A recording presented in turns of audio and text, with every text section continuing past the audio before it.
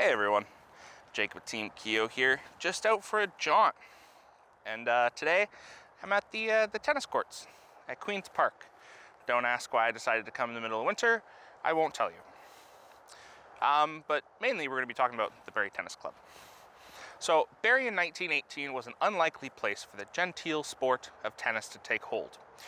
The muddy settlement in Kempfell Bay was gritty, a rough and tumble lumber town, railway hub, and nightlife haunt for the rank and file of nearby Base Borden. But behind the scenes, developments in the area were changing both the physical and social landscape. The railway extended to Allendale in 1853, began carrying passengers as well as timber and freight. This led to an increase in the number of tourists on day trips from Toronto or transferring to other rail lines and steamships that would take them to resorts further north in cottage country. Toronto's elites were also constructing summer residences on Lake Simcoe, setting the stage for the tennis scene that developed around Barrie after the end of World War I. So in 1918, local enthusiasts formed the Ontario Lawn Tennis Association, forerunner of today's OTA, Ontario Tennis Association.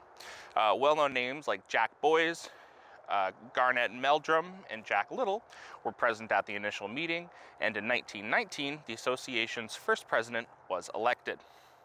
In the absence of public courts in Barrie, tennis was played on the private courts around the bay from 1918 to 1940, and some of Ontario's finest championship caliber players frequented these summer courts.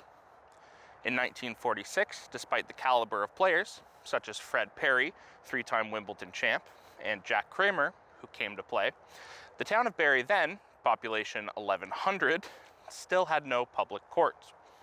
Local tennis enthusiasts asked the Barrie Parks Board to consider building a tennis court in Queen's Park, and although the public opinion went against the proposal, the Parks Board agreed to build two courts on the west side of the park on the condition that it was to construct the courts, and that was it.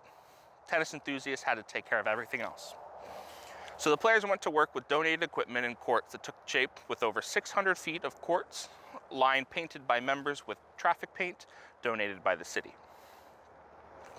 The Barrie Tennis Club operated between 1972 and 2002 from a Parks and Recreation utility shed equipped with just a sink and a chair.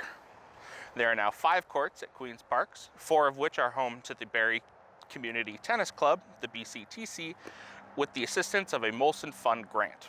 A city loan and contributions from members built a clubhouse on site, that'd be this one, in 2007, created a tennis school with the help of Trillion Foundation grant. BCTC celebrates its history and carries on today with an active adult membership. But that's it for me here today. I don't think I'll be getting too much playing done, so have a good one.